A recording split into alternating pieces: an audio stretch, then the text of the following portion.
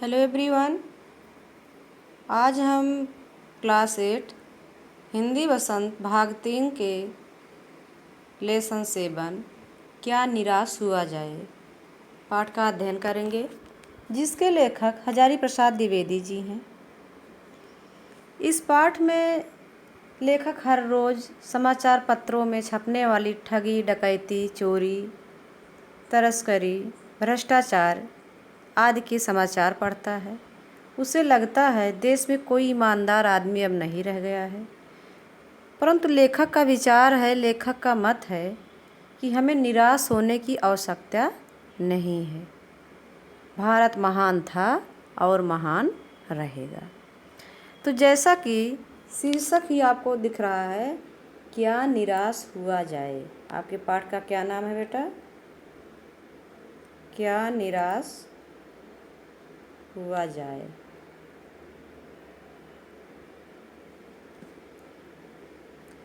निराशा मीन्स होती है जब उत्साह हमारा कम पड़ जाए, हम कुंठित हो जाए। तो लेखक कह रहा है कि हमें निराश होने की आवश्यकता नहीं है। जो प्रेजेंट टाइम पर हमारी समस्या बन गई है, हमारे देश में ईमानदारी का कोई स्थान नहीं रह गया है, लेकिन इन सब के बावजूद भी हमें निराश होने की कोई आवश्यकता नहीं है। तो बेटा चलते हैं हम अपने पाठ की तरफ। पाठ की रीडिंग करेंगे, पाठ को पढ़ेंगे, उसमें आए हुए कठिन शब्दों के अर्थ को भी जानेंगे और लेखक क्या कहना चाहता है उसके विचारों से भी हम अवगत हो। यदि आपके पास बुक है तो बुक निकाल लो, बुक नहीं है तो स्क्रीन पर आपके जो है बुक चल रही है, उसे देखते जाइए। लेखक कहता है, मेरा मन कभी कभी बैठ जाता है। समाचार पत्रों में ठगी, डकैती, चोरी, तस्करी और भ्रष्टाचार के समाचार भरे रहते हैं। आरोप प्रत्यारोपण का ऐसा वातावरण बन गया है कि लगता है देश में कोई ईमानदार आदमी नहीं रह गया है। आरोप प्रत्यारोपण का, आरोप मीन्स क्या होता है? किसी पर दोष मढ़ना बेटा, आरोप शब्द आया है। आरोप प्रत्यारोपण करना मतलब अपना दोष किसी दूसरे पर मढ़ना। आरोप प्रत्यारोपण का ऐसा वातावरण लेखक कहता बन गया है कि लगता देश में कोई ईमानदार आदमी रह ही नहीं गया है। ऐसा भ्रष्टाचार का ज़माना आ गया है। हर व्यक्ति संदेश की दृष्टि से देखा जा रहा है। आज जो ईमानदार भी है उस पर भी विश्वास करना मुश्किल हो गया है। लोगों की बेईमानी, ठगी, भ्रष्टाचार को देखते हुए आज एक सच्चे ईमानदार आदमी पर भी संदेह होने लगता है। जो जितने ऊंचे पद पर है उनमें उतने ही अधिक दोष दिखाए जाते हैं। जो जितने लेखक कहता है ऊंचे ओहदे पर है, ऊंची पोस्ट पर है, उसमें उतना ही अवगुण, उतनी ही कमी दिखाई जाती है। दोष मीन्स होता है बेटा अवगुण या कमी। एक बहुत बड़े आदमी ने मुझसे एक बार कहा था, इस समय सुखी वही है जो कुछ नहीं करता। जो कुछ भी करेगा उसमें लोग दोष खोजेंगे। दोष मीन्स होता गलतियाँ खोजेंगे, उसके सारे गुण भुला दिए जाएंगे और दोषों को बढ़ा चढ़ाकर क्या किया जाएगा? दिखाया जाने लगेगा। दोष किसमें नहीं होते? लेखक कहता दोष किसमें नहीं होते। यही कारण है कि हर आदमी दोषी अधिक दिख रहा है, गुणी कम या बिल्कुल ही नहीं। स्थिति अगर ऐसी रही तो निश्चय ही चिंता का विषय है। लेखक कहता आज हमारे देश का ऐसा वातावरण, ऐसा माहौल बन गया है कि लोग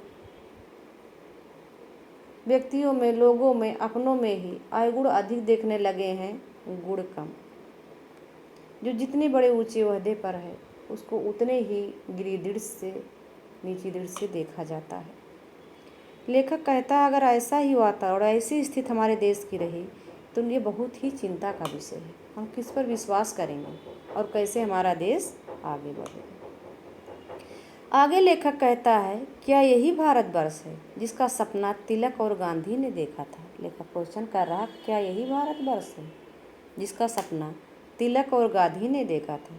रविन्द्रनाथ टैगोर, हमारे राष्ट्रगान के रचयिता रविन्द्रनाथ ठाकुर और मदन मोहन मालवीय, महान देशभक्त मदन मोहन मालवीय का महान संस्कृति सभ्य भारतवर्ष किस अतीत के गह्वर में डूब गया है? गह्वर शब्द बेटा आया है किस अतीत के गह्वर में। गह्वर माने होता है खाई, गहरे स्थान।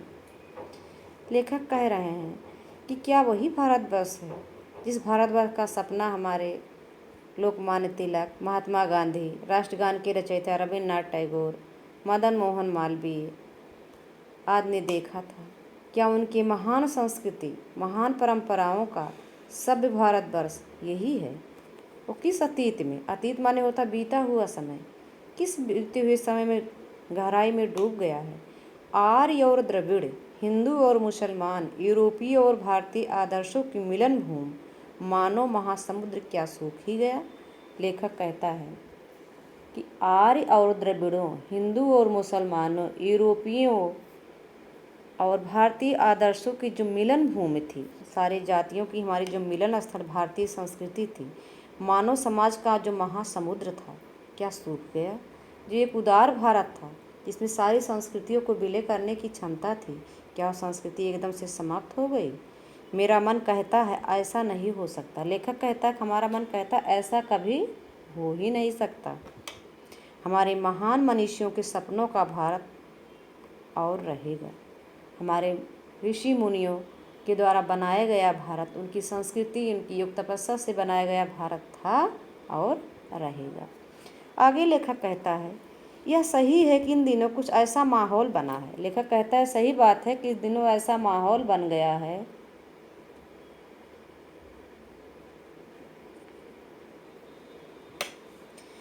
ईमानदारी से मेहनत करके जीविका चलाने वाले, निहीर माने होता है कमज़ोर बेटा, और भोले भाले श्रमजीवी जो काम करते हैं उनको हम श्रमजीवी कहते हैं, पिस रहे हैं और झूठ तथा फायरों का रोजगार करने वाले फल फूल रहे हैं।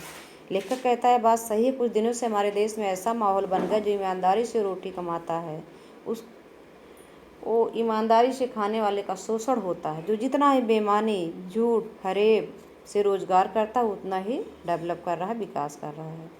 ईमानदारी को मूर्खता का पर्याय समझा जाने लगा है। लोग ईमानदार को एक मूर्ख समझते हैं कि मूर्ख है, इसे कुछ करना ही नहीं आता। सच्चाई केवल भीरू और बेबस लोगों के हिस्से में पड़ी। भीरू मीन्स होता है डरपोक, भीरू शब्द आया है आपका, भीरू डरपोक, बेबस जो लाचार हों। लेखक कहता है आज सच्चाई केवल डरे हुए और कमज़ोर लोगों के हिस्से में पड़ी है। ऐसी स्थिति में जीवन के महान मूल्यों के बारे में लोगों की आस्था हिलने लगी है। लेखक कह रहा है कि जो स्थिति इस समय हमारे देश में बनी हुई है, ऐसी स्थिति में जो जीवन के हमारे महान मूल्य थे, जो जीवन के हमारे आदर्श थे, उन आदर्शों की हमारी जो नींव है वो कमज़ोर पड़ती जा रही है। लोगों का लोगों के ऊपर से विश्वास उठता चला जा रहा है। मनुष्य के अंदर की मनुष्यता को देख ही नहीं पा रहा है। अगर ऐसी स्थिति रही तो आने वाले दिनों में बहुत ही भयावह स्थिति उत्पन्न होगी। आगे लेखक कहता है, आप अपना जो है दूसरे जो है पेज पर चलिए। लेखक कहता है भारतवर्ष में कभी भी भौतिक वस्तुओं के संग्रह को बहुत अधिक महत्व नहीं दिया गया है। हमारा भारतवर्ष जो है योग तपस्या का देश है। यहाँ पर भौतिक मतलब भोग विलास को कभी भी महत्व नहीं दिया गया है। त्याग और निष्ठा को महत्व दिया गया है। उसकी दृष्टि से मनुष्य के भीतर जो महान आंतरिक गुण स्थिर भाव से बैठा हुआ है वही चरम और परम है। लेखक कहता है कि भारतवर्ष की दृष्टि में भोग विलास को बहुत ही नीची दृष्टि से देखा गया है। पौराणिक काल से हमारा देश भोगों और विलासियों को बहुत तुच्छ दृष्टि से देखा है। त्याग और बलिदानियों को बहुत ही ऊंचा स्थान मिला है। तो उसी दृष्टि में, उसी क्रम में लेखक कहता है कि मनुष्य के भीतर जो महान आंतरिक माने अंदर, आंतरिक शब्द आया है। आंतरिक मीन्स बेटा होता है अंदर।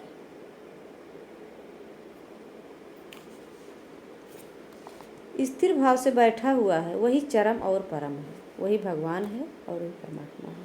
लोभ, मोह, काम, क्रोध आदि विचार मनुष्य में स्वाभाविक रूप से विद्यमान रहते हैं। लेखक कहता है कि लोभ मीन्स होता लालच, मोह मीन्स होती ममता, काम मीन्स होता वासना, क्रोध मीन्स होती है गुस्सा।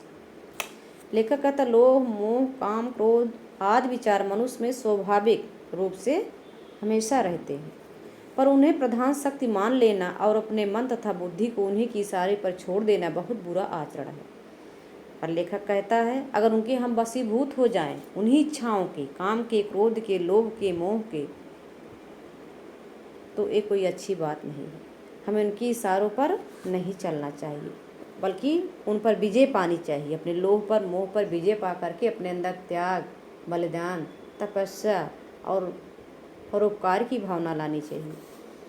आगे लेखक कहता कि भारतवर्ष ने कभी भी उन्हें उचित नहीं माना। हमारा देश कभी भी इन गलत विचारों को उचित नहीं माना। किस किस विचारों को? काम, क्रोध, लोभ, मोह जैसे विचारों को कभी भी उचित नहीं माना है। उन्हें सदा संयम के बंधन से बांध कर रखने का प्रयत्न किया है।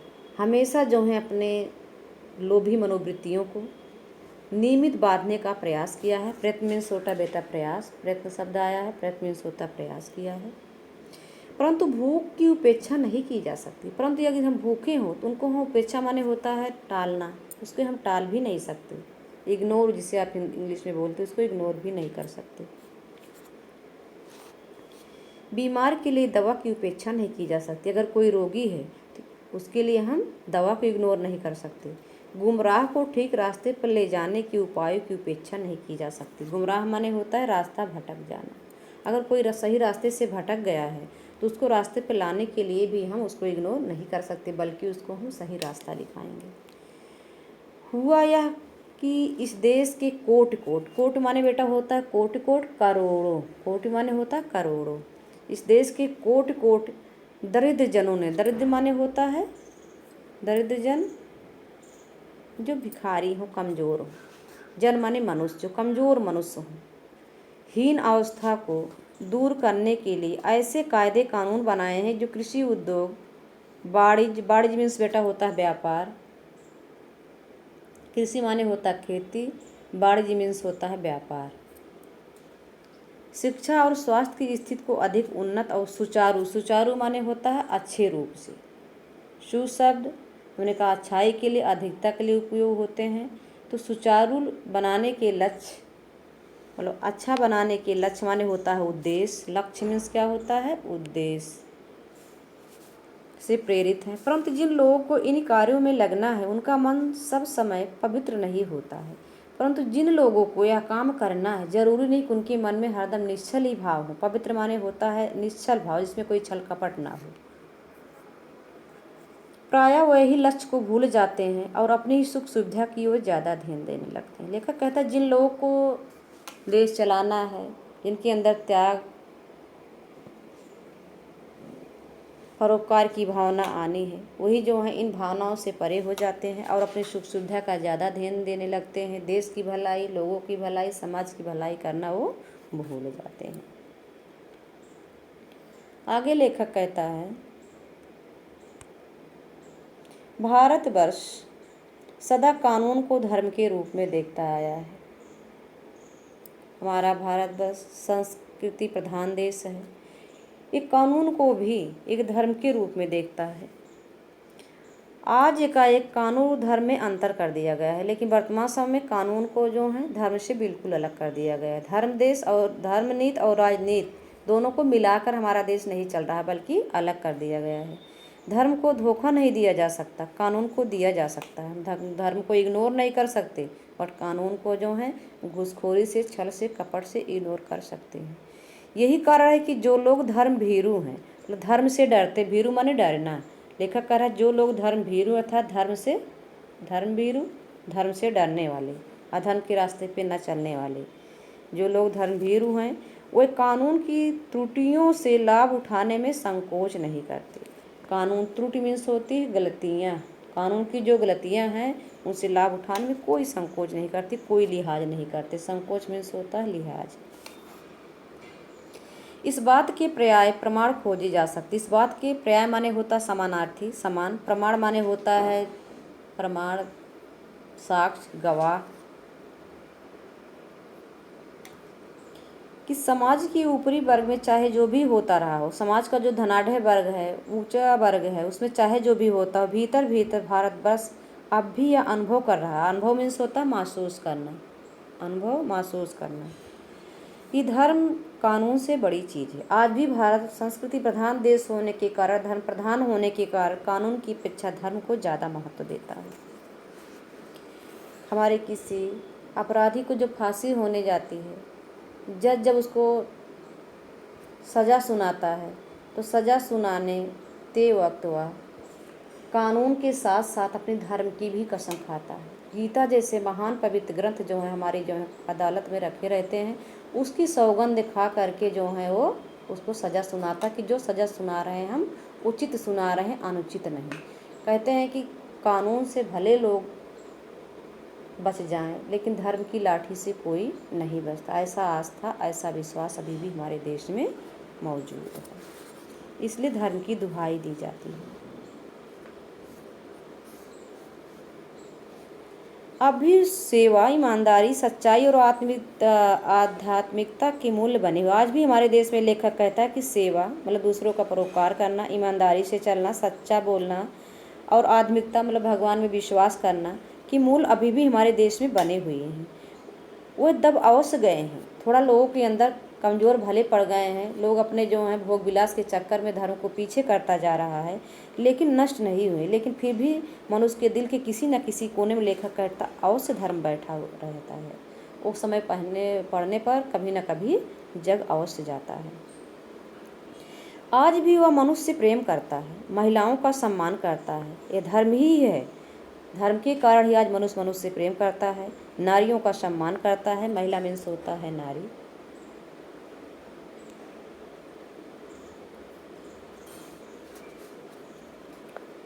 झूठ और चोरी को गलत समझता है, दूसरों को पीड़ा पहुंचाने को पाप समझता है। हर आदमी अपने व्यक्तिगत जीवन में इस बात का अनुभव करता है।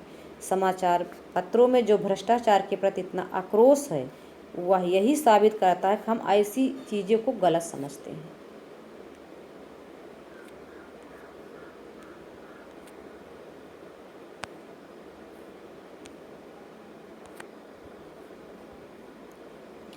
और समाज में उन तत्वों की प्रतिष्ठा कम करना चाहते हैं।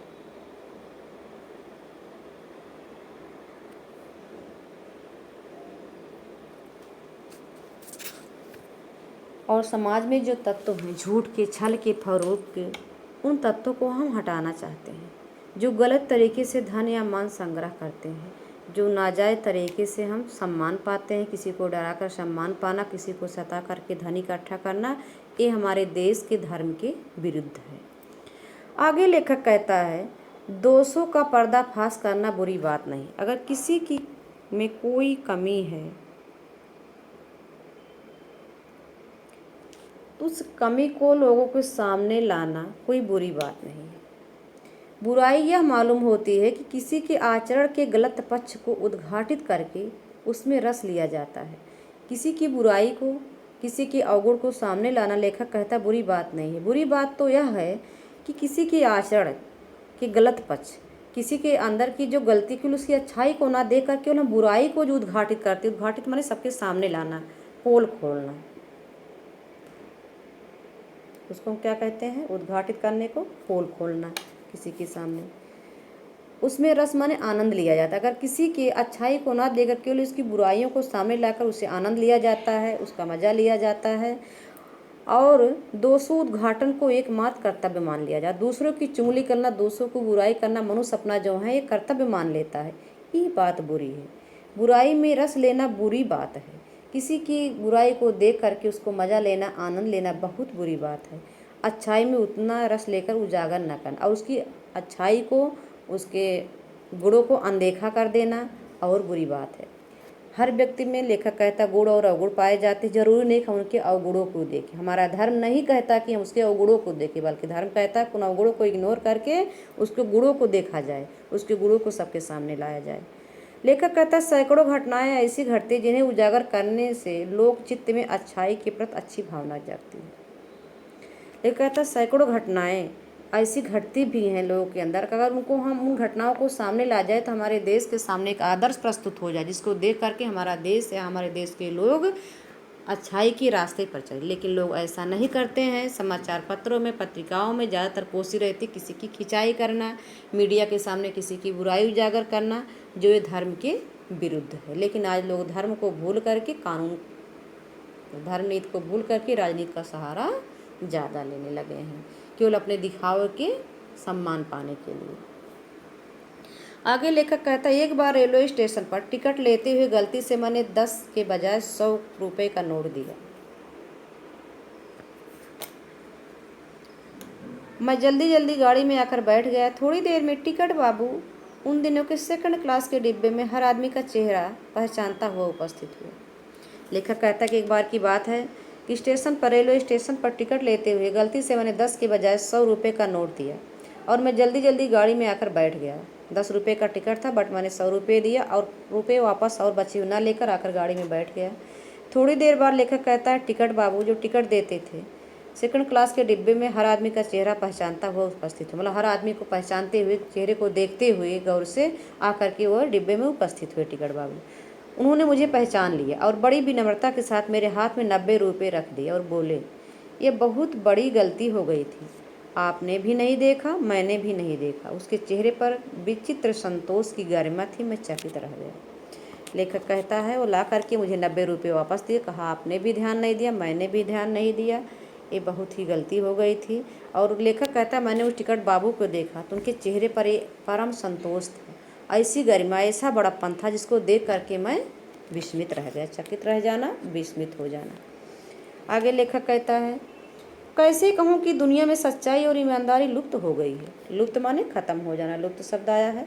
लेखक कहता है, मैं कैसे कह दूँ कि आज हमारे देश में कोई सच्चा ईमानदार रह ही नहीं गया है। वैसी अनेक अवांछित घटनाएं भी हुई हैं। अवांछित जो माननीय ना हो, अवांछित आया है जो मानने योग्य ना हो। परंतु एक घटना ठगी और वंचना की अनेक, वंचना मीन्स बेटा होता ढोंग करना, वंचना शब्द आया, वंचना मीन्स होता ढोंग। लेखक कहता, परंतु एक घटना ठगी और ढोंग की अनेक घटनाओं से अधिक शक्तिशाली है। कि सच्चाई की घटना एक ऐसी घटना होती है जो ठगी धोखाधड़ी से बहुत ही ऊंचे, बहुत ही ऊपर उठकर होती है। आगे लेखक कहता है, एक बार मैं बस में यात्रा कर रहा था। मेरे साथ मेरी पत्नी और 3 बच्चे भी थे। बस में कुछ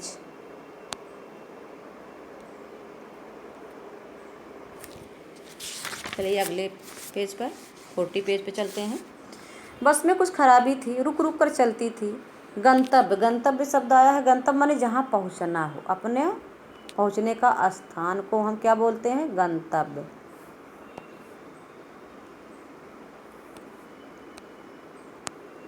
क्या बोलते हैं गंतव्य को, पहुँचने के स्थान को गंतव्य कहते हैं। अपने गंतव्य से यानी पहुँचने के स्थान से 8 किलोमीटर पहले ही एक निर्जन, निर्जन माने होता है सुनसान, जहाँ पर कोई मनुष्य ना रहता, उसको कहते हैं निर्जन। निर्जन सुनसान स्थान में बस ने जाकर जवाब दे दिया, यानी बस बंद हो गई। रात के कोई 10 बजे होंगे। बस में यात्री घबरा गए। कंडक्टर, मतलब ड्राइवर के साथ जो उसका सहायक रहता है उसको हम कंडक्टर कहते हैं, और एक साइकिल लेकर चलता बना। लोगों को संदेह हो गया कि हमें धोखा दिया जा रहा है। जो कंडक्टर साइकिल लेकर जाने लगा तो बस में बैठे हुए यात्री, लेखक कहता, उन्हें संदेह हुआ कि हमें धोखा दिया जा रहा है। बस में बैठे लोगों ने तरह तरह की बातें शुरू कर दी। किसी ने कहा, यह डकैती होती है। कोई लोग कहने लगे कि जहाँ बस रुकी यहाँ डकैती, डाके डाले जाते, लोगों को लूटे जाते हैं। 2 दिन पहले इसी तरह एक बस को लूटा गया था। परिवार सहित अकेला मैं ही था। लेखक कह रहा था, फैमिली के साथ केवल मैं ही उसमें अकेला था। बच्चे पानी पानी चिल्ला रहे थे। पानी का कहीं ठिकाना ना था। ऊपर से आदमियों का डर समा गया था। कुछ नौजवानों ने ड्राइवर को पकड़कर मारने पीटने का हिसाब बनाया। कहते वहाँ कुछ जो नौजवान थे, ड्राइवर को पकड़ने के लिए इसको मारा जाए, ऐसा जो है विचार बनाए। ड्राइवर के चेहरे पर हवाइयाँ उड़ने लगी।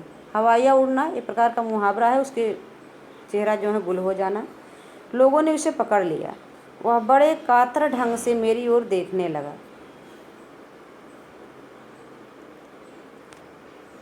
कातर मीन्स होता बेटा, कातर शब्द आया है बहुत ही दयनीय निगाह से, दयनीय दृष्टि से, दया का पात्र बन जाना। हम लोग बस का कोई उपाय कर रहे हैं, बचाइए, ये लोग मुझे मारेंगे। और ड्राइवर बोला कि हम बस का उपाय करेंगे, मेरा कंडक्टर बस लाने ही गया है, ये लोग मुझे मारना चाहते, आप मुझे बचा लीजिए। डर तो मेरे मन में भी था। लेखक कह रहा, डर तो मेरे मन में भी था, पर उसकी कातर मुद्रा, कातर मुद्रा मतलब डरी हुई निगाहें।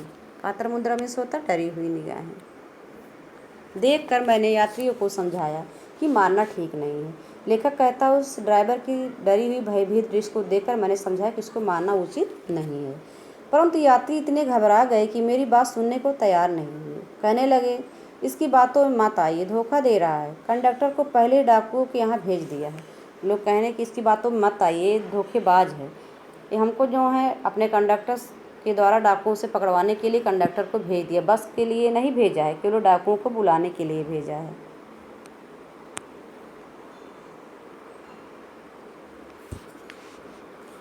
मैं भी बहुत भयभीत था। भयभीत मीन्स बेटा होता डरा हुआ होना। लेखक कहता मैं भी बहुत डरा हुआ था, पर ड्राइवर को किसी तरह मार पीट से बचाया। 1.5-2 घंटे बीत गए। मेरे बच्चे भोजन और पानी के लिए व्याकुल थे। मेरी और पत्नी की हालत बुरी थी। लोगों ने ड्राइवर को मारा तो नहीं, पर उसे बस से उतार कर एक जगह घेर रखा था। लोगों ने मारा नहीं, पर उसे बस से उतार कर उसको घेर कर सब लोग खड़े हुए थे। कोई भी दुर्घटना होती तो पहले ड्राइवर को समाप्त कर देना, उन्हें उचित जान पर। कहते अगर कोई हमारे साथ दुर्घटना माने अनहोनी घटना, और कोई भी घटना घटती है, कोई दुर्घटना मतलब बुरी घटना, दुर् शब्द आया है दुर्घटना, दुर मीन्स होता है बुराई। कहते अगर कोई बुरी घटना हमारे साथ घटती सबसे पहले हम ड्राइवर को मार डालेंगे, तो पहले ड्राइवर को समाप्त कर देना उचित जान पड़ा। मेरे गिड़गिड़ाने पर, गिड़गिड़ाना माने दया याचना करना, कोई विशेष असर नहीं पड़ा। इसी समय क्या देखता हूँ, लेखक कहता जब हम लोग ड्राइवर को घेर रखे थे और सब लोग ड्राइवर को मारने पर उतारू थे, मेरी क्षमा याचना बहुत अन्न विनय करने के बाद लोग मान नहीं रहे थे, उसी समय लेखक कहता है कि एक खाली बस चली आ रही। हम देखते कि खाली बस हम लोग की तरफ आ रही है और उस पर हमारा बस कंडक्टर भी बैठा हुआ है। हम लोगों ने देखा जो हमारे बस का कंडक्टर जो भी कुछ देर पहले साइकिल से गया था, वह जो है खाली बस के साथ आ रहा है। उसने आते ही कहा, अड्डे से नई बस लाया हूँ। उसने कहा कि बस अड्डे से नई बस लाया हूँ, इस पर बैठिए। वह बस चलाने लायक नहीं है, ये बस बिगड़ गई है, चलने लायक नहीं है। फिर मेरे पास एक लोटे में पानी और थोड़ा सा दूध ले आया। लेखक कहता मेरे पास पानी और दूध ले बोला, पंडित जी बच्चों का रोना मुझसे देखा नहीं गया। वहीं दूध मिल गया, थोड़ा लेता आया। फिर मेरे पास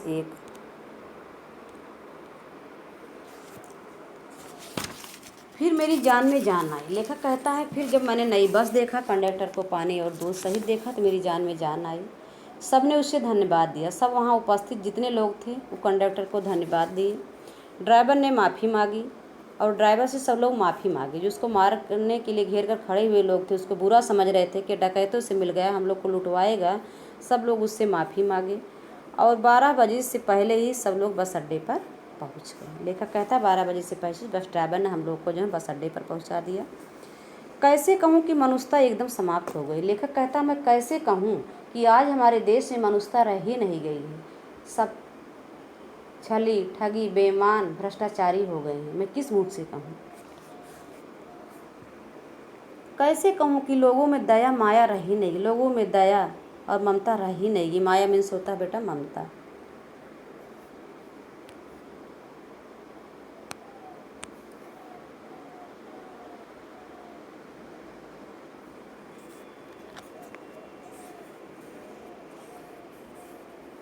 जीवन में जाने कितनी ऐसी घटनाएं हुई। लेखक कहता है ना जाने जीवन में मेरे ऐसी कितनी घटनाएं हुई जिन्हें मैं भूल नहीं सकता, जिनको मैं जीवन पर्यंत भूल नहीं सकता। ठगा भी गया हूँ। लेखक कहता है ऐसी बात नहीं कि मुझे कभी कोई ठगा नहीं है, मैं भी ठगा गया हूँ, धोखा भी खाया हूँ, परंतु कम स्थलों पर विश्वासघात नाम की चीज़ मिलती है।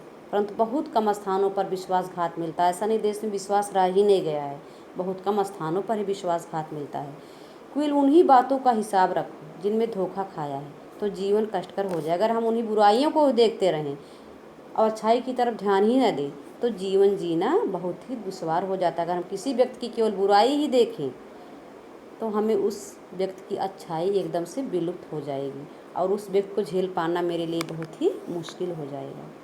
परंतु ऐसी घटनाएं भी बहुत कम नहीं जब लोगों ने अकारण सहायता की। लेखक कहता है हमारे जीवन में ऐसी भी घटनाएं नहीं हैं जब बिना किसी कारण के, बिना किसी भलाई के, बिना किसी हित के लोगों ने मेरी सहायता भी की है। निराश मन को ढाढ़स दिया है, मेरे खोए हुए उत्साह जो है निरुत्साही मन को उत्साह दिया है और हिम्मत बधाई है। कवि रविन्द्रनाथ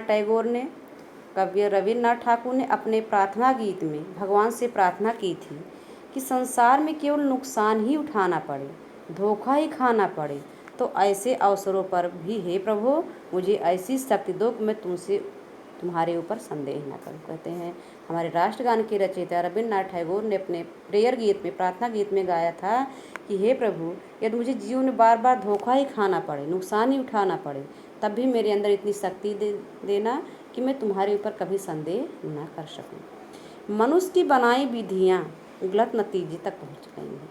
मनुष्य की बनाई हुई विधियाँ माने होता नीति, जो मनुष्य ने नीतियाँ बनाई थी, नियम बनाए थे, विधियाँ माने नीति या नियम, वो गलत नतीजे पर पहुंच गई हैं, निष्कर्ष पर, निचोड़ पर। तो इन्हें बदलना ही होगा। और नीतियों को, उन कानूनों के, मनुष्य ने अपने लिए जीने के लिए जो कानून बनाए थे, आज वो कानून गलत नतीजे पर पहुंच गए हैं। तो उन कानूनों को, नीतियों को हमें बदलना होगा।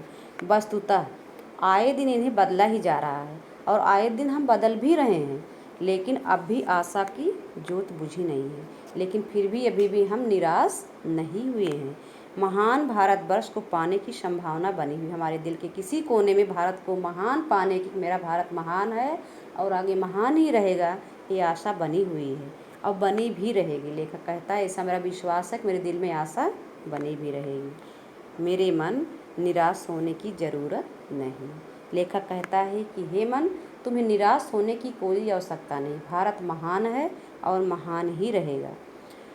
और डॉक्टर हजारी प्रसाद द्विवेदी, डॉक्टर हजारी प्रसाद द्विवेदी भारत जैसे महान देश को महान बनने की संभावना में जी रहे हैं और उनके मतों के अनुसार इस निबंध का जो निचोड़ निकलता है, उनके अनुसार एक उपाय है कि केवल कानून बनाने और उसके भय से भ्रष्टाचार समाप्त नहीं हो सकता। केवल हम कानून बना दें और कानून के डर से हमारे देश का जो भ्रष्टाचार हो कभी भी समाप्त नहीं हो सकता।